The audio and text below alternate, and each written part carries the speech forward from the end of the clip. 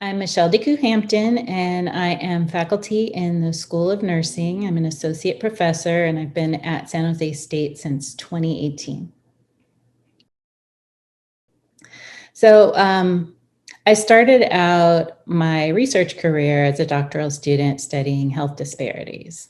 And I was a psychiatric nurse, or I still am a psychiatric nurse. And so I was looking at the differences in mental health service use between Black patients with severe mental illness and white patients. And it happened to be in the San Francisco area.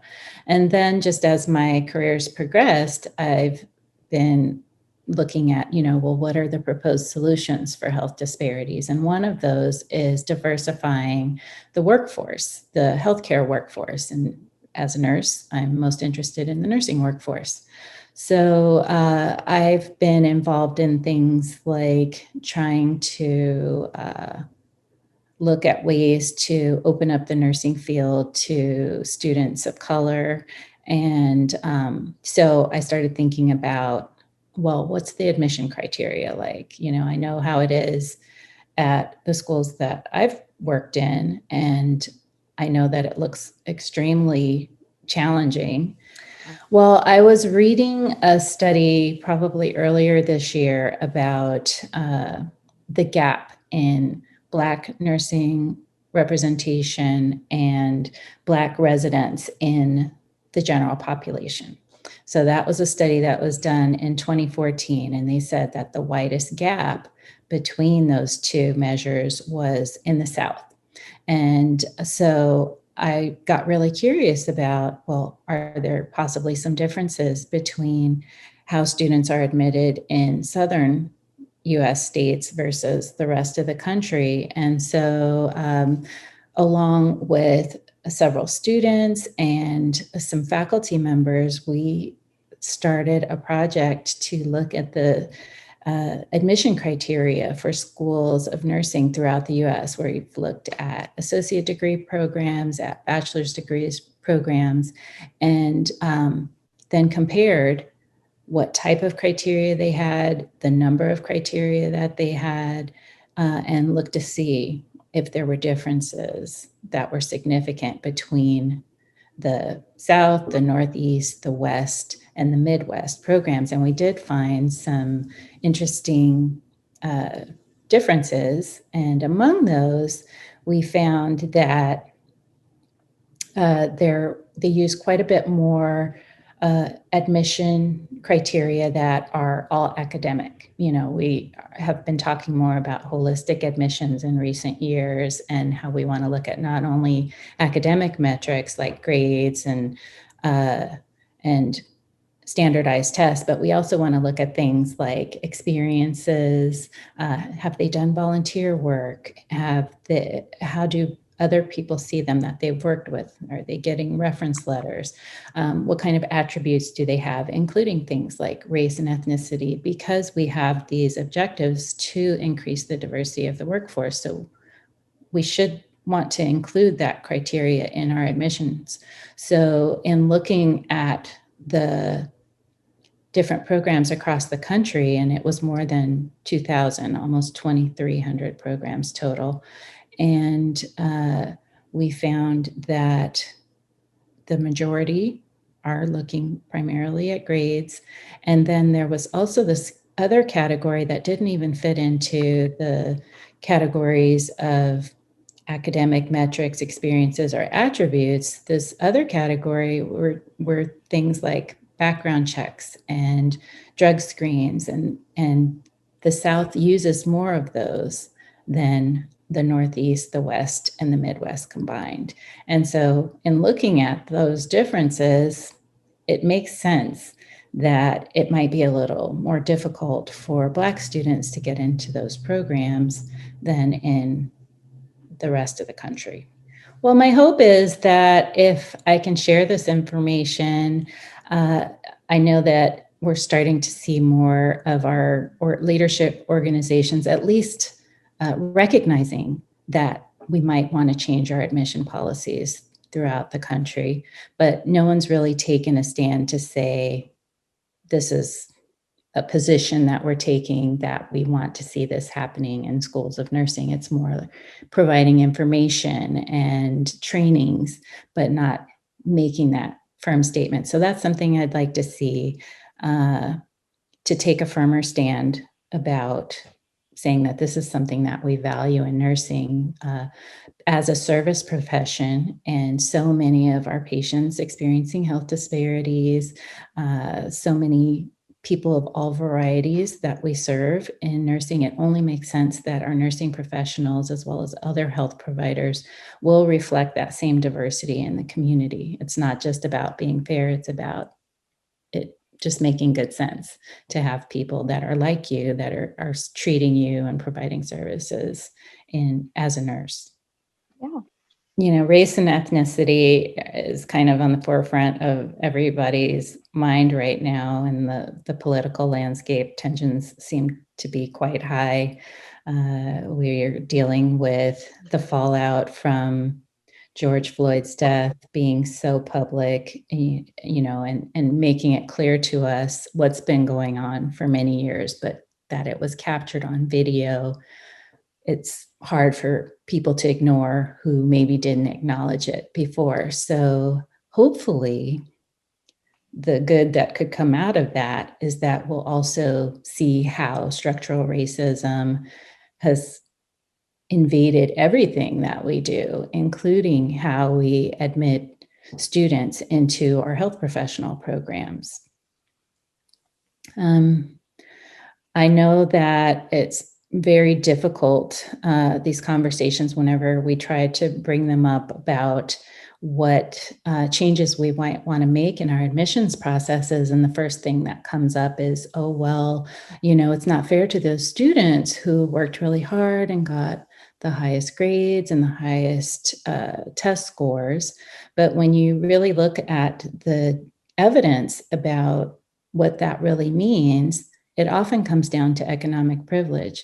People who work more have less time for studying, and they might have grades and test scores that are strong and indicate that they can be successful in these programs. But just because they got edged out by someone who maybe didn't have to work as much, or who had more parental support or more access to tutoring for standardized tests, they get that bump and then they're admitted to the programs. And that might not, that person might have a higher score, but then it also doesn't reflect other skills that are really important for a health professional. Like, is this person a good communicator?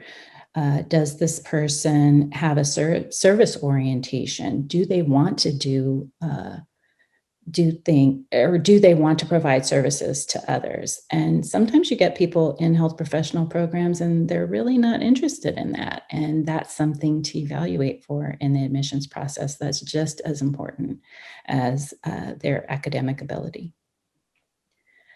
I think that there's probably several things going on. This last study focused primarily on just looking at admission criteria, but I've also read studies that looked at the use of, or the behavior of, college counselors in high schools, and how Black students are discouraged from certain programs or aspirations.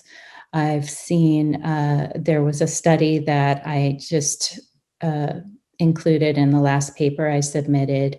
I was thinking about what one thing, especially with the background check, one of the things that I found in some of the studies I was reading was the disproportionate of arrests for Black youth in schools. And it stated that 29% of our schools in the US have these school resource officers. And something around 15% of the student body is Black, but they account for more than 30% of the arrests. So if kids are being arrested in schools and then they have a background, a negative background check, that's something that I was thinking could possibly be associated with the larger gap in the southern states because so many of these programs are requiring that before they are even admitted. So in every program that I've worked in, the background check comes just before the student goes into the clinical setting. And as faculty, I would never see it. It goes to the agency. And for some reason, these programs are putting it up front and having it come to the school. So they're the ones who are the ones screening for, should we let this person into the program or not, rather than looking at to see, has this person been abusive to, like an elderly person or a child or something, which should be what they're looking for before somebody comes into a healthcare field. So, these kids are engaging in normal behavior. Kids get into fights in school, but the Black kids are more likely to be arrested, whereas the white kids get, mediation and they go home and they have nothing on their record.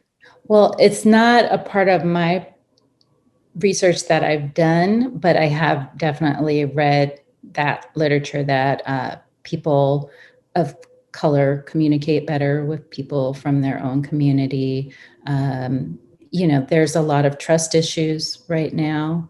I'm sure you've probably heard a lot of people are feeling like they don't necessarily trust that the vaccine is safe for COVID-19. So having providers who look like them would probably be helpful. If you noticed, the first healthcare provider that they gave the vaccine to was a Black registered nurse. I think there was definitely something that they thought about in wanting to make people feel comfortable and be more willing to get the vaccine. And if you look at the Institute of Medicine report, it's called it was in 2010, the Future of Nursing report. That is one of their recommendations as a reason for why we want to diversify healthcare professions, is so people can not only have people that they feel more comfortable with, but Black and brown healthcare providers are more likely to work in their own communities, and that's very much needed. The studies say that they're not doing anything that's any different from the white kids. They're just the ones that get arrested and have a record for it. And one of your questions you asked earlier, you said, are they just not going to college? And since the ban on affirmative action in the 90s, after that, students didn't, the enrollment of Black students didn't go down. They went down in public institutions and up in private. So while it's good that they're still going to college, just think about how much more debt they have in going to private institutions compared to public. So that's a major factor too. Well, I teach psych mental health to the undergraduate students, and although it's not a course that my research really has a natural fit in, I do always try to talk about health disparities, because not only does it affect people with different racial backgrounds, but people with mental illness experience health disparities too. And so I use the model from the Institute of Medicine that kind of explains the underpinnings of health disparities. And something that I also share with my students is how frequently people with mental illness are incarcerated. And there was a video a couple of years ago that a Black man was killed while in restraints, and it was all on video. And, I give them the warning before I show it to them in class. But as a psychiatric mental health nurse, we do engage in restraint activities, and it's very easy with, multiple people engaging in a restraint procedure to harm the patient. Actually, they're the ones most likely to get hurt whenever that occurs. And so I want them to know how easy it is to kill somebody in a procedure like that. It's a dangerous act anytime you get involved in it. And the fact that it was a Black male who was incarcerated, dealing with the criminal justice system, that's a way that it ended up coming into that class most recently. And I do think the students recognize that.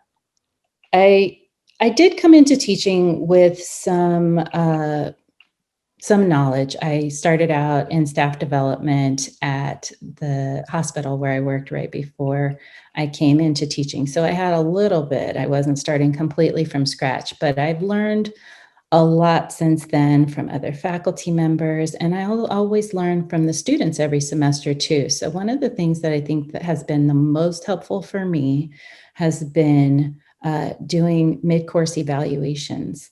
And I just ask students 2 questions every 5 weeks of the course, or at least at weeks 5 and week 10. And I ask them what's working for you and that you'd like to see continue, and what's not working that you might like to see changed, and if so, make a suggestion. And so sometimes I get suggestions from that, and at the very least, I'm able to respond to students' concerns or issues, things that maybe they're not getting, and I'm able to say, here's the rationale for why we're doing this and why we're going to continue, even though it might not be your favorite thing. Or if I'm able to change something, like we've had to change so many things in the midst of the pandemic just to make life a little more manageable. And if I can do that, I'm happy to do it. So the flexibility to just not be so rigid, I think, goes a long way with students as well.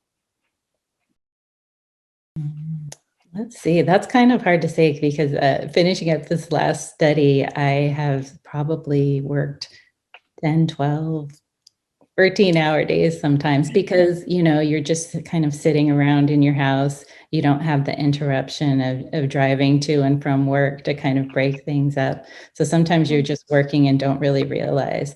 But I have, after I put on my initial quarantine 15, I kind of buckled down and said, okay, I've got to do something different. And, I started working my wellness plan, uh, putting that back in place, like getting up and running on the treadmill and making sure that I drink enough water. I have lots of favorite shows that I watch with my husband or my daughter. She was home for a few months, and so we did a lot of binge watching of Criminal Minds. We always check in about The Bachelor. Uh, so even though she's gone back to school in New Orleans, we're still checking in about that. So, and then, now that we're feeling a little more comfortable, my husband and I are probably going to start taking our short trips that we used to take, like at least every couple of months, try to get away for a little while for a couple of days. So we're going to do that next month and get back to that. But I do work a lot, but I make sure, actually I would say my mind probably kind of forces me into rest when I need to, when I'm feeling particularly foggy or like I'm just not doing a good quality of work, then I will just kind of do nothing for a couple of days, provided, I don't have a meeting or a deadline or something. I do just take a break and try to replenish myself that way.